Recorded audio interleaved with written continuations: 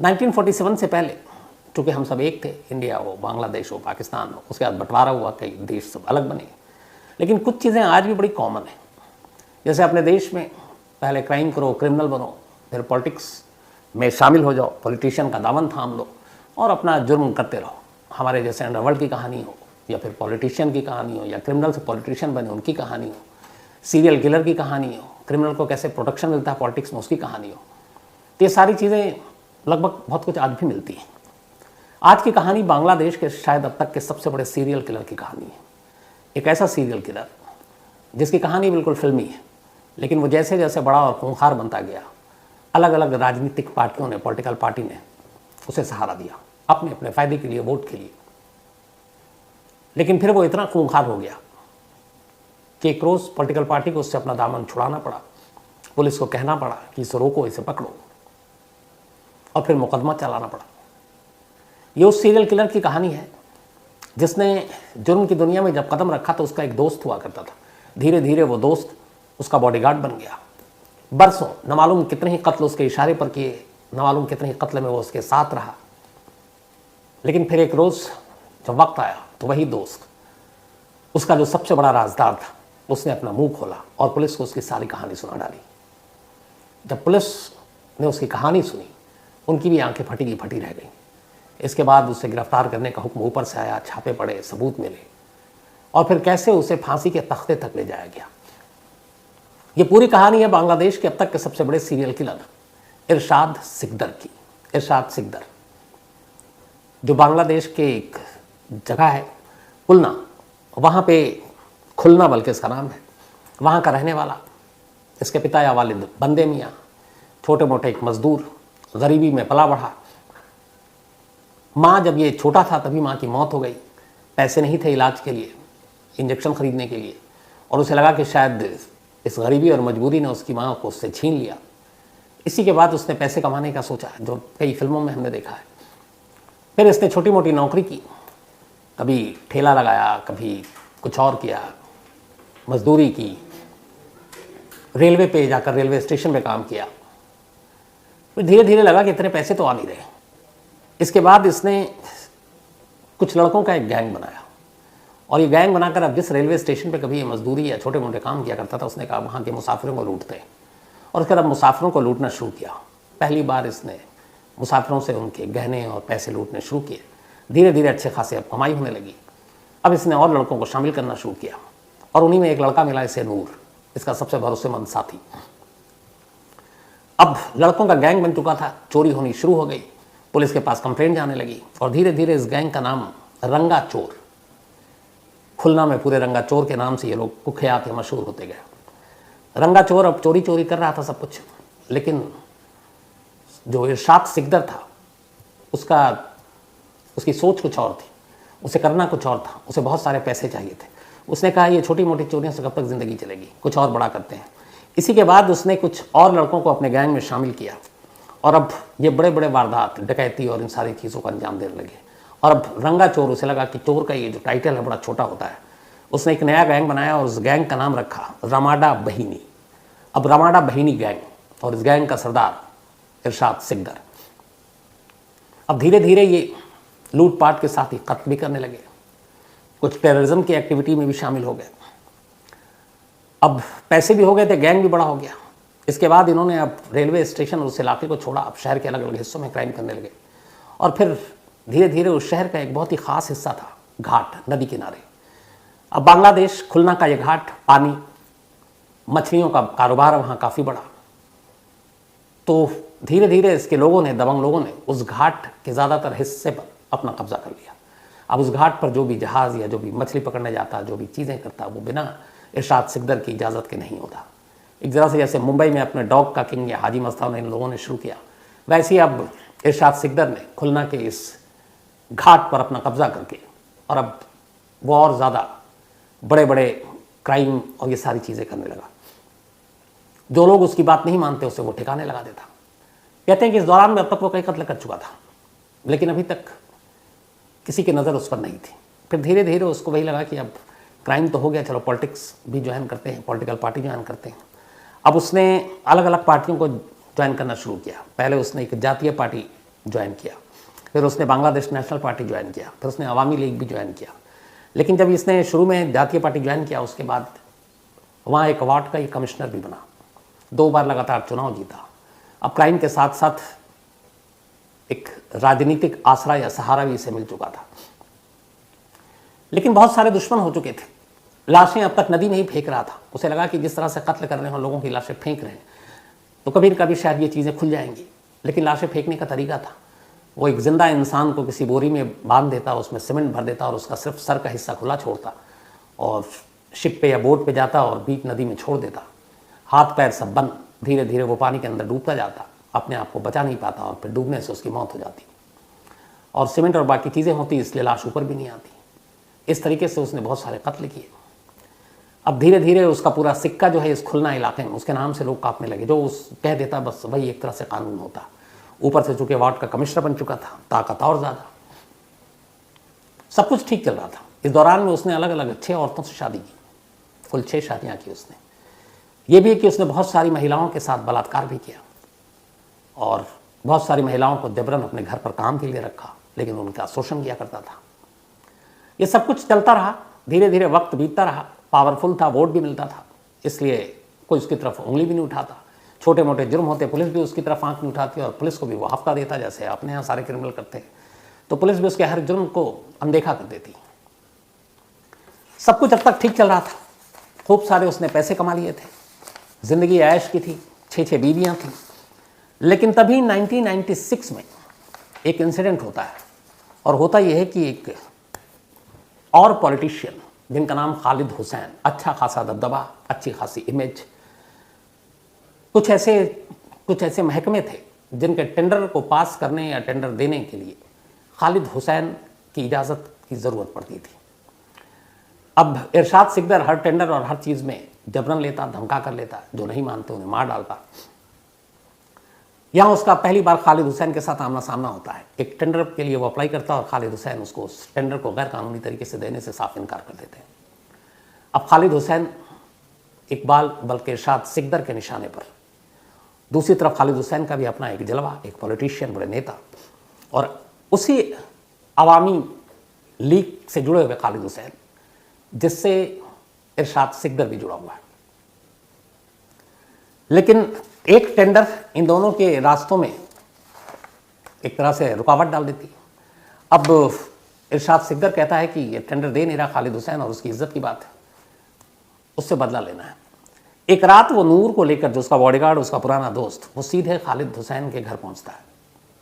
नूर को ये लगा जो उसका बयान है कि शायद वो जाकर धमकाएगा कि टेंडर दे दो फिर वापस आ जाएंगे, लेकिन वहाँ घुसते ही इरशाद ने खालिद हुसैन पर हमला बोल दिया।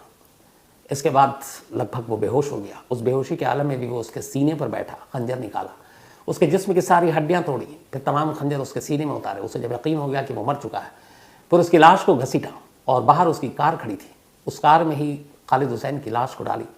फिर उस कार को खुद चलाया और कार को चलाते हुए उसी नदी किनारे ले गया जिस नदी में नामालूम उसने कितने कत्ल किए थे। ले जाने के बाद कार को लाश समेत उसने नदी में फेंक दिया ताकि ये लगे कि एक एक्सीडेंट है, और घर लौट आया।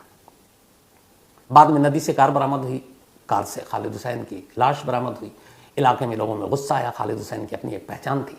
धीरे धीरे ये बात फैली कि इस कत्ल के पीछे इरशाद सिकदर का हाथ है और ये एक्सीडेंट नहीं है। अब जब ये हुआ तो लोगों का भी गुस्सा आया और अब दबी जुबान में लोग इरशाद के खिलाफ बोलने लगे। उधर अवामी लीग पार्टी जो सरकार में थी, उसे लगा कि इरशाद की वजह से उनकी पार्टी की इमेज खराब हो रही है। अवामी लीग ने इरशाद को अपनी पार्टी से एक्सपेल कर दिया, बाहर कर दिया। अब जब बाहर किया तो पॉलिटिकल ताकत जो है वो ख़त्म हो गई, और इसी दौरान में हुआ कि अब लोगों का गुस्सा और खालिद हुसैन के कत्ल की बात धीरे धीरे हर जुबान पर, और यही एक मौका था। अचानक नूर एक बड़े पॉलिटिशियन से कांटेक्ट करता है और कहता है कि मैं गवाह हूँ, खालिद हुसैन को उसी के बॉस इरशाद ने मारा है, और इसके अलावा उसने करीब 60 से ज़्यादा कत्ल किए, और मैं उन सारी चीज़ों की गवाही देने को तैयार हूँ। उस नेता से ये जब बात पहुंची तो टॉप पॉलिटिकल लीडरशिप तक पहुंची। ये हुआ कि ये बहुत ही खूंखार है। इसके बाद पहली बार खालिद हुसैन के कत्ल के करीब 5 महीने बाद वहाँ की सरकार ने पुलिस को हुक्म दिया कि आप जाओ और इरशाद सिकदर को गिरफ्तार करो। गवाह एक सामने था, उसका अपना राजदार, अपना बॉडीगार्ड।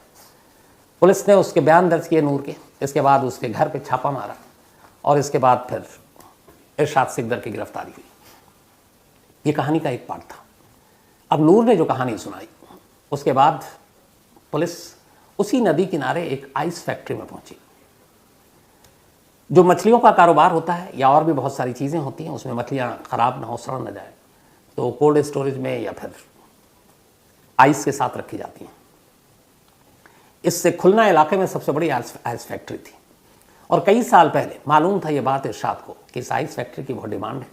आसपास के जितने भी बिजनेसमैन हैं वो सब आइस खरीदते हैं, आइस की यहाँ ज़रूरत होती है। उसने उस आइस फैक्ट्री के मालिक को पहले डराया धमकाया, फिर उसे भी मार डाला और जबरन इस आइस फैक्ट्री पर कब्जा कर लिया। 2 वजह थी इसकी। एक, अब उसने आइस फैक्ट्री पर कब्जा करने के बाद सीधे आइस का रेट डबल कर दिया और हर बिजनेसमैन, हर मछुआरे, सभी डीलर से ये कहा कि कहीं किसी और आइस फैक्ट्री से अगर किसी ने आइस खरीदी तो फिर वो अपना अंजाम भुगतेगा। इरशाद सिकदर के लोग खूंखार, उसके नाम से लोग खौफ खाते थे। किसी भी बिजनेसमैन, डीलर या मछुआरे की हिम्मत नहीं हुई और सब उसी आइस फैक्ट्री से अब आइस खरीदने लगे। एक तो उसका धंधा डबल हो गया। दूसरा, वो लाश बहाते बहाते थक चुका था, लोगों को पीटते पीटते थक चुका था। उसे एक टॉर्चर रूम चाहिए था जहाँ लोगों को बुलाकर मारे और फिर लाश भी ठिकाने लगाए। इसके लिए आइस फैक्ट्री सबसे सही जगह थी। उसने इस आइस फैक्ट्री को इसी ध्यान में रखकर खरीदा था। अब वो अपने सारे दुश्मनों को आइस फैक्ट्री में लाता, बर्फ़ पे लिटाकर उनको टॉर्चर करता और फिर कईयों को तो उसने उसी बर्फ़ के साथ मतलब कत्ल किया। कई बार लाशें महीनों तक उस आइस फैक्ट्री में पड़ी रहीं, ख़राब भी नहीं हुई और फिर बाद में उन्हें नदी में फेंक देता। तो जब नूर ने एक एक करके कत्ल का खुलासा किया तो खुद पुलिस चौंक उठी। नूर ने बताया कि उसने जब पहला कत्ल किया था तब उसे पहली बार कुछ अजीब लगा था इरशाद सिकदर को। वो नहाया लेकिन फिर भी उसे अजीब लगा। उसने कहा मुझे कुछ अजीब लग रहा है, क्योंकि उसने मारा था, बहुत सारे खून रिसे थे, उसके जिस्म में कपड़े पर भी खून आए थे। उसके बाद उसने दूध से अपने आप को नहलाया ताकि वो खून के छींटे या वो जो सारी चीज़ें हैं वो उसके जिस्म से दूर हो जाएं। और जब दूध से नहाया वो, उसके बाद उसने कहा मैं ठीक महसूस कर रहा हूँ। कहते हैं इसके बाद उसने जितने कत्ल किए, इसके बाद हर कत्ल के बाद वो दूध से ही नहाता था और उसके आसपास इर्द गिर्द या घर वाले जब भी उसको देखते कि इरशाद सिकदर आज दूध से नहा रहा है तो लोग बिना लाश देखे हुए समझ जाते कि आज ये किसी ना किसी का खून करके आया है। पहले कत्ल से लेकर आखिरी कत्ल तक हर कत्ल के बाद वो दूध से नहाया। जब ये सारी चीज़ें हुई, उस आइस फैक्ट्री में पुलिस की टीम ने छापा मारा। वहाँ बहुत से ऐसे जो जिन्हें मारे गए थे उनके कपड़े मिले। नदी की तलाशी ली, वहाँ से बहुत सारे कपड़े मिले, कुछ कंकाल मिले और ये सारी चीज़ें साबित हो गई कि उसने एक के बाद बहुत कत्ल किए। करीब 60 के आसपास तो नूर ने बताया, कुछ गिनती 40 तक जाती थी। इसके बाद उसे गिरफ्तार किया गया। गिरफ्तार करने के बाद अदालत में पेश किया गया, लेकिन अदालत में 18 ऐसे मामले थे जिसमें बरी हो गया, क्योंकि कोई सबूत, कोई गवाह, ये सब कोई वहाँ पे आया ही नहीं था। लेकिन एक मामला, यही खालिद हुसैन का जो था, खालिद हुसैन के मामले में अदालत ने उसको दोषी ठहराया और चूंकि नूर उसका गवाह था और लाश बरामद हो चुकी थी, विटनेस आखिरी देखे गए थे जो वो घर तक गया था, तो इसीलिए लोअर कोर्ट ने बाकी 18 मामलों में तो इरशाद सिकदर को बरी किया, लेकिन खालिद हुसैन एक पॉलिटिशियन के कत्ल के इल्ज़ाम में उसको गुनहगार ठहराया और सजाए मौत दे दी। सजाए मौत दे दी। इसके बाद वो हाई कोर्ट में पहुंचा। हाई कोर्ट में बाकी के और मामले भी चल रहे थे जो कत्ल के थे, कुछ 30, 40, 50, 60, लेकिन 18 पुलिस ने सबूत जुटाए और वो हाई कोर्ट में पहुंच गया। इधर हाई कोर्ट में जब पहुंचे तो वो मामला पेंडिंग था। जो फांसी की सजा हुई उसको हाई कोर्ट ने भी बहाल रखा। फिर इरशाद सिकदर सुप्रीम कोर्ट पहुंचा बांग्लादेश के और उसने कहा कि ये फांसी की सज़ा कम की जाए, लेकिन सुप्रीम कोर्ट ने भी इनकार कर दिया और सुप्रीम कोर्ट ने लोअर कोर्ट की उस फांसी की सज़ा को बरकरार रखा। उसके बाद वो प्रेसिडेंट के पास पहुंचा बांग्लादेश के, मर्सी, रहम की अपील की, लेकिन प्रेसिडेंट ने इरशाद सिकदर को रहम देने से मना कर दिया। इसके साथ ही वहाँ रास्ता बंद हो गया, उसकी ज़िंदगी की आखिरी उम्मीद खत्म हो गई। हाई कोर्ट में 18 केस पेंडिंग थे, लेकिन सुप्रीम कोर्ट ने खालिद हुसैन मर्डर केस में जब उसका रिजेक्ट किया और प्रेसिडेंट ने रिजेक्ट कर दिया, तो फिर ये हो गया कि वो 18 केस का जो फैसला वो होता रहेगा, लेकिन खालिद हुसैन के मामले में चूंकि उसके तीनों लाइफ लाइन ख़त्म हो चुके हैं, लोअर कोर्ट से, हाई कोर्ट से, सुप्रीम कोर्ट से, उसके बाद प्रेसिडेंट से, इसलिए बाकी हाई कोर्ट के फैसले का इंतजार मत करो, इसको फांसी दे दो।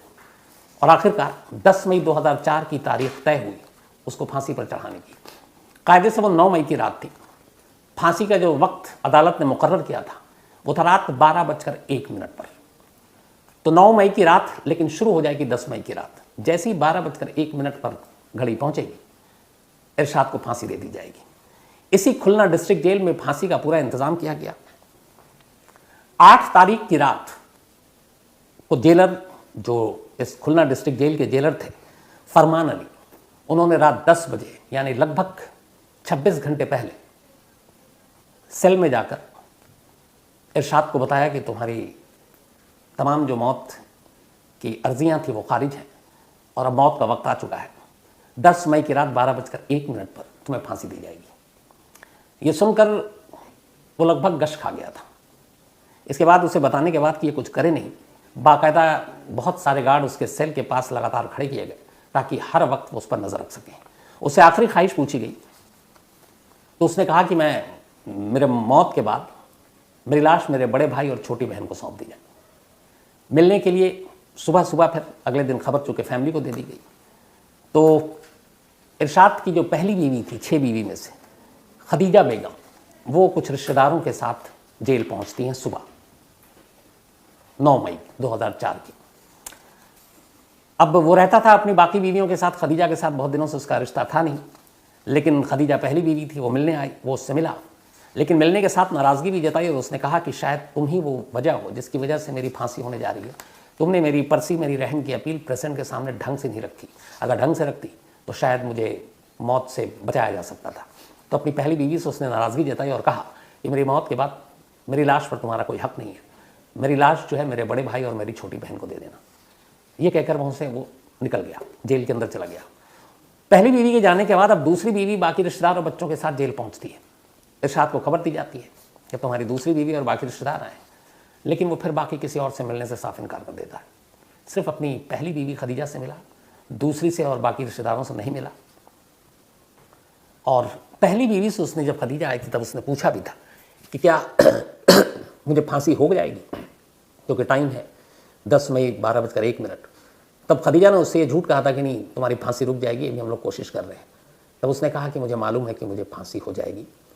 जब मुझे जेलर ने बताया उस रात मुझे नींद नहीं आई, लेकिन जो थोड़ी बहुत मैं सो पाया, मैंने अपने पूरे फांसी में कैसे कैसे मुझे मौत आएगी वो मैंने ख्वाब में देखा था और वो ख्वाब हकीकत में बदलेगा। ये उसने अपनी बीवी से कहा। पहली बीवी चली गई, बाकी किसी बीवी से उसने मुलाकात नहीं की, किसी और रिश्तेदार से मुलाकात नहीं की। इसके बाद 9 मई की रात आई, करीब 11:55 पर 9 मई 2004 को इरशाद को उसके सेल से निकालकर फांसी घर तक ले जाया गया। बाकायदा ढाका सेंट्रल जेल से उसे फांसी देने के लिए 3 जल्लाद को बुलाया गया था, पेशेवर। उनमें से एक का नाम था हफीजुद्दीन, एक का शाहजहां और एक का हैरिस मियाँ। ये तीनों वहाँ आए। 6 प्लाटून जेल के बाहर लगाया गया, क्योंकि वो एक बड़ा क्रिमिनल था, एक बड़ा सीरियल किलर था, तो कुछ गड़बड़ ना हो।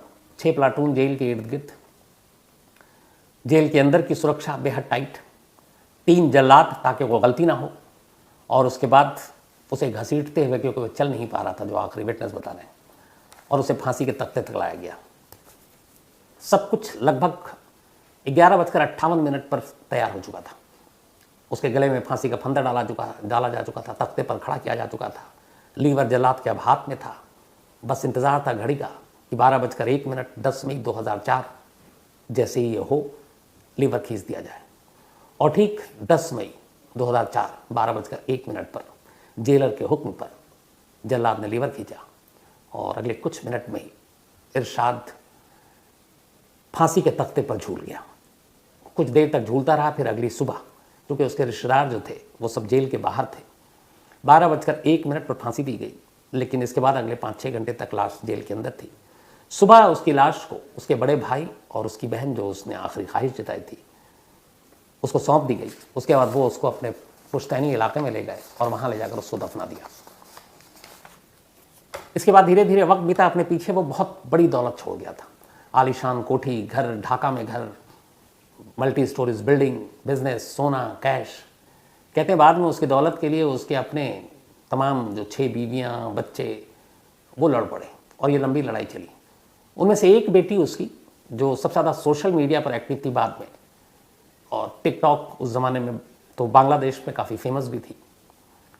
2022 में एक रात वो अपने अपार्टमेंट ढाका में उसकी लाश पंखे से झूलती मिली। बाद में उसकी माँ ने बताया कि उसका बॉयफ्रेंड से अपने झगड़ा हो गया था और वो उस रात घर लौटी, अपना दरवाज़ा उसने बंद कर लिया अंदर से और फिर पंखे से झूल गई थी। तो इश्क की वजह से वो उसने जान दे दी थी। बाप को फांसी हुई, बेटी ने फांसी लगाई। कहते हैं कि आज भी इरशाद सिकदर जैसा क्रिमिनल बांग्लादेश में या ऐसा सीरियल किलर दूसरा कोई नहीं हुआ। और वहाँ के लोग ज़्यादातर जो मानते हैं इस बात को यही कहते हैं कि एक सिस्टम का पैदा किया हुआ क्रिमिनल था। अगर पॉलिटिकल पार्टी इसको शुरू में शह नहीं देती तो शायद ये इतना बड़ा क्रिमिनल नहीं होता।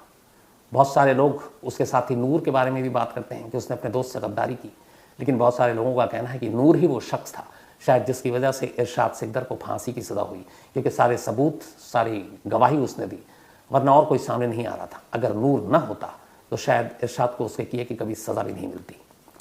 ये थी कहानी बांग्लादेश के अब तक के सबसे बड़े सीरियल किलर और उसकी फांसी की। अब कहानी खत्म करूँ उससे पहले भी अपना सिलसिला, आज सुरेश कुमार शर्मा जी, इनका जन्मदिन है, तो हैप्पी बर्थडे सुरेश कुमार जी। और ये उज्जवल जी के पिता हैं। खुशी सिंह का भी आज जन्मदिन है, तो हैप्पी बर्थडे खुशी। और ये शिवांशु तिवारी ने भेजा है। पूजा ठाकुर, इनका भी आज बर्थडे है, हैप्पी बर्थडे पूजा। और ये निशा सिंह सितारे की बहन है। आयुष, इनका भी आज बर्थडे है, तो हैप्पी बर्थडे आयुष। और ये स्वाति, सुरभि, सौरभ और सीजर ने भेजा है। इसके अलावा आशिन राज, इनका भी आज जन्मदिन है, तो हैप्पी बर्थडे आशिन। और ये ओशी राज ने भेजा है, उनकी सिस्टर हैं और अभी 10वीं में बहुत अच्छा इनका रिजल्ट आया है, ग्रेड भी अच्छा है, तो ऑल द बेस्ट आशिन आपके फ्यूचर के लिए, फ्यूचर के स्टडीज़ के लिए। राजा राम कनाडे जी, इनका भी आज जन्मदिन है, तो हैप्पी बर्थडे राजा राम जी। और ये रोहित ने भेजा है। साथ ही गणेश आर प्रजापति, इनका भी आज जन्मदिन है, ये BSF में है और इस वक्त वेस्ट बंगाल बॉर्डर पे पोस्टेड है, तो हैप्पी बर्थडे गणेश जी पूरी क्राइम तक टीम की तरफ से आपको। और शंकर प्रजापति ने भेजा है। प्रिया मिश्रा का भी आज जन्मदिन है, तो हैप्पी बर्थडे प्रिया। और अनमोल चौधरी ने भेजा है। इसके अलावा नगमा खान और राहिल खान मुंबई से हैं, इन दोनों की आज एनिवर्सरी है, आप दोनों को बहुत बहुत मुबारकबाद। रोमा रजत, ये गुजरात की एक कहानी की फरमाइश की है। सॉरी स्टोरी में डिले हो गया, रोमा साहब नाराज़ ना हो, लेकिन जल्दी सुनाता हूँ। इसके अलावा पुष्पक पाल, इन्होंने एक कहानी की फरमाइश की है। विकास सक्सेना और साथ ही ज्योति देवकर, इन्होंने कहानी की फरमाइश की। और विकास सक्सेना ये अभी अभी एक बेटे के बाप बने, तो बहुत बहुत मुबारक विकास सक्सेना आपको और आपकी पत्नी को भी। साथ ही पार्थ सारथी, थैंक यू सो मच आपका। इसके अलावा बाबा खेड़कर और इनकी पत्नी, आप दोनों का शुक्रिया बहुत बहुत। धनंजय